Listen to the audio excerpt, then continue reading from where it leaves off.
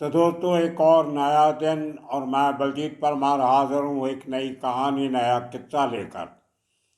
आज बात करेंगे उस केस की जिसके ऊपर पिछले 10 सालों से निगाह लगी हुई थी पूरी फिल्म इंडस्ट्री की, लीगल ल्यूमिनरीज की, सेलिब्रिटी आर्टिस्ट की, लोगों की और जुडिशरी के उस एक्ट के ऊपर जिसकी उम्मीद थी लोगों को कि शायद एक ना एक दिन ये केस किसी मुकाम तक पहुंचेगा। लेकिन वही हुआ जो सीबीआई के केसेस में अक्सर होता है। जिस आदमी को इसलिए दोषी ठहराए जाने की बात की जा रही थी, उस फैमिली की तरफ से उसको आज बरी कर दिया गया, जो कोई नई बात नहीं है। बात कर रहे हैं हम मुंबई फिल्म इंडस्ट्री की एक यंग उभरती हुई अभिनेत्री जिया खान की। नफीसा रिजवी खान असली नाम था। अमेरिका की सिटीजन थी, यूएसए की नागरिक थी, लेकिन फिल्म इंडस्ट्री का शौक था। उसके पहले भी बहुत सारी अभिनेत्रियां ऐसी फिल्म इंडस्ट्री में आई हो, कोई इंग्लैंड की थी, कोई कनाडा की, कोई अमेरिका की, कोई किसी देश की, लेकिन अपनी खूबसूरती, अपनी कला, अपने टैलेंट और अपने बलबूते पे फिल्म इंडस्ट्री में एक जगह बनाने के लिए आती रही है। और बहुत सी अभिनेत्रियां उनमें से कामयाब भी हुई, लेकिन कुछ को यहाँ से छोड़ के फिर वापस जाना पड़ा, या वो इस गर्दिश के दौर में कहीं ना कहीं लापता हो गई। लेकिन जिया खान अमिताभ बच्चन की फिल्म में शब्द से बहुत ज़्यादा ख्याति प्राप्त की और मुंबई के पॉश इलाके जुहू में सागर संगीत अपार्टमेंट्स में अपनी मां के साथ रहने लगी।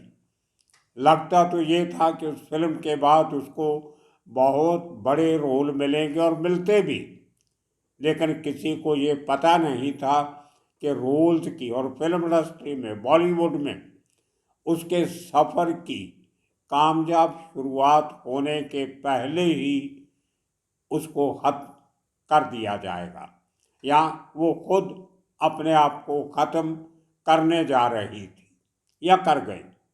ये कानूनी सवाल है, दाव पेच है, लेकिन इस बात से इनकार नहीं किया जा सकता कि इस छोटी सी उम्र में जिन अभिनेत्रियों को इतनी बड़ी ख्याति मिल जाती है, उनके साथ ही ऐसी ट्रेजिडीज क्यों होती हैं।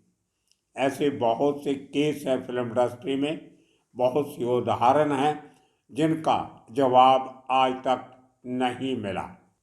बिल्कुल इसी किस्म का एक केस बहुत साल पहले इतनी सी उम्र की, इतनी ही सुप्रसिद्ध ख्याति प्राप्त एक्ट्रेस दिव्या भारती के साथ भी हुआ था।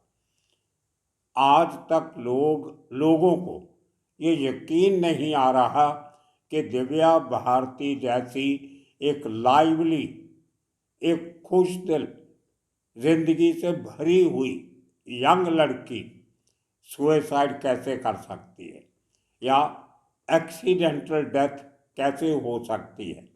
आज तक लोगों को उसकी उस मौत पे यकीन नहीं आ रहा। लोग कयास लगाते आ रहे हैं कि उसके पीछे कोई साजिश थी, लेकिन उस केस का बराबर इन्वेस्टिगेशन नहीं हुआ और किसी को भी उसके केस में दोषी या शक के कटहरे में खड़ा नहीं किया गया। लेकिन सवाल आज भी जिंदा है, उसके मरने के इतने साल बाद भी। इसी तरह के और बहुत सारे केसेस हैं इंडस्ट्री में जिनका उनकी मौत का या उनके जाने का जवाब आज तक नहीं मिला। उनमें से यही एक केस 2013 का है, आज से 10 साल पहले का। 3 जून, अभी 10 साल होने में 1 महीना बाकी। 3 जून को ये लड़की अपने उसी घर में, सागर संगीत अपार्टमेंट में, अपने फ्लैट में मरी हुई पाई जाती है। और उसके पास से एक 6 पन्नों का, 6 पेजेस का सुसाइड नोट बरामद होता है, जिसमें बहुत कुछ बयां किया हुआ है, लेकिन किसी का नाम नहीं लिखा हुआ। अब देखिए कानून के दांव पेच कैसे चले जाते हैं। उसने नाम नहीं लिखा किसी का, लेकिन जो इशारे किए, इशारों ही इशारों में जो उसने इशारा किया वो जाता था सीधे का सीधा सूरज पंचोली की तरफ, जो एक सेलिब्रिटी, एक फिल्म इंडस्ट्री के जाने पहचाने मियाँ बीवी का लड़का था, पुत्र था, आदित्य पंचोली, और उसकी पत्नी अजरीना वहाब, उनका बेटा सूरज पंचोली।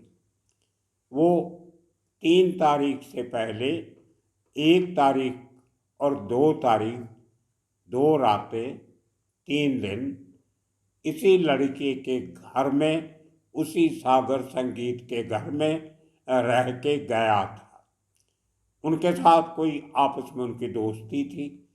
अब दोस्ती कितनी गहरी होगी आप इस बात से अंदाज़ा लगा सकते हो कि 3 दिन और 2 रातें ये लड़का सूरज पंचोली जिया खान के साथ उसके घर में रहता है।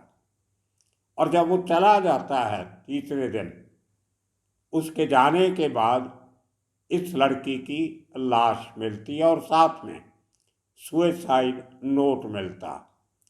तो शक की सुइयां तो किसी न किसी तरफ पॉइंट आउट करनी थी। अब मुंबई पुलिस ने शुरुआती जांच शुरू की। उन्होंने इसको केस ऑफ सुसाइड माना। उसमें कारण ये दिए गए ड्यूरिंग इन्वेस्टिगेशन में कि इस लड़की का पहली फिल्म आने के बाद आगे का फ्यूचर सही नहीं चल रहा था। शी वॉज वेरी हाइपर, बहुत सुपर सेंसिटिव थी। और सुपर सेंसिटिव लोग और छोटी उम्र में कई बार बड़े कदम ऐसे उठा लेते हैं जिनके अंजाम का उनको अंदाज़ा नहीं होता। तो इस किस्म की जांच मुंबई पुलिस ने की और इसको सुसाइड केस कह के एक तरीके से बंद करने की कोशिश की। लेकिन जिया की मदर, उसकी माँ रबिया, उसने इस केस को आगे बढ़ाया। उसने इस मुंबई पुलिस की फाइंडिंग के खिलाफ हाई कोर्ट में रिट पिटीशन दायर किया और कहा कि मेरी बेटी का मर्डर हुआ है, सुसाइड नहीं। इसको उकसा के, डरा के, तंग करके, टॉर्चर करके, मेंटली, फिजिकली हर किस्म के इल्ज़ाम लगाए गए और उन सब के चलते हुए मेरी बेटी का सुसाइड नहीं, कत्ल हुआ है, मर्डर हुआ है। लेकिन ऐसी बातों से कोर्ट्स आमतौर पर सहमत नहीं होती। लेकिन जो उसने बेसिक मुद्दे उठाए थे उनको लेके हाई कोर्ट ने इस केस को सीबीआई के हवाले कर दिया कि अगर आप मुंबई पुलिस की तफ्तीश से खुश नहीं हो, सेटिस्फाइड नहीं हो, तो हम ये केस सीबीआई को दे देते हैं। और सीबीआई ने इस केस को टेक ओवर कर लिया। इसी दौरान जब ये सुसाइड होता है, इतना हो हल्ला होता है, मीडिया में एक प्रेशर बना होता है, तो जून की ही 13-14 तारीख को 3 के मर्डर के बाद कुछ दिनों के बाद आदित्य पंचोली को गिरफ्तार भी किया जाता है और 1 महीना तक उसको जेल में भी रहना पड़ता है। और जुलाई में वो 1 महीने की सज़ा काट के रिलीज होता। लेकिन उसके बाद जो तफ्तीश होती है उसमें उसका कोई ज़्यादा रोल देखने को नहीं मिलता, ऐसा इन्वेस्टिगेशन का कहना था। लेकिन माँ अपनी बेटी के गम में, जो अपनी बेटी का दर्द लेके वो लड़ाई जारी रखती है। अब सीबीआई इस केस की जांच शुरू करती है। उसमें भी शुरुआती दौर पे सीबीआई ये मान के चल रही थी कि it's a pure case of suicide, ये आत्महत्या का केस है, इसमें कोई ऐसी कोई शक की गुंजाइश नहीं है। लेकिन रबिया, जिया की माँ, वो इस केस को सुप्रीम कोर्ट तक लेके जाती है और यहाँ तक मांग करती है कि क्योंकि मेरी बेटी यूएसए की नेशनल थी, वहाँ की सिटीजन थी, इसलिए इस इन्वेस्टिगेशन में एफबीआई को भी इन्वॉल्व करना चाहिए। एफबीआई जो अमेरिका की सबसे बड़ी इन्वेस्टिगेशन एजेंसी है, federal bureau of investigation of the United states of America. लेकिन वो बात मानी नहीं जाती क्योंकि क्राइम हिंदुस्तान की धरती पे हुआ था, भारत की भूमि पे हुआ था, और ऐसा कोई बड़ा संगीन गंभीर आरोप सबूतों के साथ नहीं था जिसको लेके हमारी कोर्ट्स इस बात की हामी भरती के ठीक है हम बाहर की एजेंसी को इन्वॉल्व करते हैं। वो नहीं हो रहा था। लेकिन एक बड़ा जिसको हम कहते हैं डिटरमिन्ड एफर्ट था, बड़ी जद्दोजहद से, बड़ी शिद्दत से रबिया ने ये केस प्लीड करती रही अपने वकीलों के थ्रू। अल्टीमेटली इसकी बातों को मानते हुए या इनके वकीलों की दलीलों को मानते हुए हाई कोर्ट ने सूरज पंचोली के ऊपर एक प्रिलिमिनरी इसको मर्डर केस मानते हुए उसको attempt to abetment to murder, abetment to suicide, उसका चार्ज लगा दिया गया। अब तकलीफें सूरज पंचोली की बढ़ने लगी। पहले तो कोई इल्ज़ाम नहीं था, एक तरीके से ट्रायल का जजमेंट आने के पहले ही बरी हो गया था। लेकिन अबैटमेंट चार्ज लगने के बाद केस फिर तूल पकड़ता है। अब अबैटमेंट का चार्ज ऐसा है जो लगाना बड़ा आसान है लेकिन प्रूव करना बहुत मुश्किल होता है। हालांकि इसमें अगर प्रूव हो जाए तो 10 साल की सज़ा भी होती है और साथ में फाइन भी लगाया जाता है। लेकिन ये बहुत रेयर केसेस में होता है, बहुत मुश्किल होता है प्रूव करना कि आपकी वजह से मरने वाले ने सुसाइड किया। लेकिन अब चार्जेस फ्रेम हो गए तो केस चलना था। उसके चलते हुए सीबीआई ने नए सिरे से अबैटमेंट चार्जेस को लेके सूरज पंचोली पे केस चलाया और वो 2018 में ट्रायल शुरू होती है और अब 5 साल के बाद उसका फैसला आता है। मर्डर के तकरीबन 10 साल बाद, 13 के बाद 2023 में आज स्पेशल सीबीआई कोर्ट मुंबई उसने सूरज पंचोली को अबैटमेंट टू सुसाइड चार्जेस से बरी कर दिया और वो केस वहीं का वहीं वापस पहुंच गया जहां से शुरू हुआ था। अब इस केस में इतनी तल्खियाँ बढ़ी, इल्ज़ाम, काउंटर इल्ज़ाम, एलिगेशंस, काउंटर एलिगेशन चलते रहे और एक बार तो बात इस नौबत तक पहुंची कि आदित्य पंचोली ने रबिया खान के ऊपर 100 करोड़ रुपए का केस भी कर दिया कि ये औरत बिना वजह हमारे ऊपर इतने बड़े बड़े एलिगेशन लगा रहे। वो भी एक मोड़ आया केस में। लेकिन उस औरत का अपनी बेटी के मरने के बाद जो उसके दिल में जो था, उसको यकीन नहीं आ रहा था कि उसकी बेटी सुसाइड कर सकती है किसी छोटी मोटी बात पे नहीं। उसके पीछे कोई बड़ी बात थी, उसको उकसाया गया, उसका चार्ज माना भी गया। कोर्ट ने री इन्वेस्टिगेशन शुरू की, केस की री ट्रायल हुई, सब कुछ हुआ। लेकिन आज 10 सालों के बाद उस केस में से कुछ नहीं निकला। अब रबिया खान का कहना ये है कि वो इस फैसले के खिलाफ हाई कोर्ट में अपील करेगी। अब जिस तरीके से सीबीआई की इन्वेस्टिगेशन चली, उसके पहले मुंबई पुलिस की इन्वेस्टिगेशन चली, दोनों इन्वेस्टिगेशन में सूरज पंचोली के खिलाफ कोई सबूत नहीं मिला है। अब हाई कोर्ट में आप जाते हो तो क्या नया सबूत, क्या नई एविडेंस आपके पास है जिसके बेस पे आप इस फैसले को चैलेंज कर सकते। लेकिन दूसरी तरफ एक जो बड़ी बात आज तक कही जाती रही कि सीबीआई का इस किस्म की इन्वेस्टिगेशन में ट्रैक रिकॉर्ड कोई ज़्यादा मजबूत नहीं रहा। जितने केसेस पुराने बड़े हुए हैं वो जब सीबीआई को आप दे देते हो तो समझो उनका कुछ होने वाला नहीं है।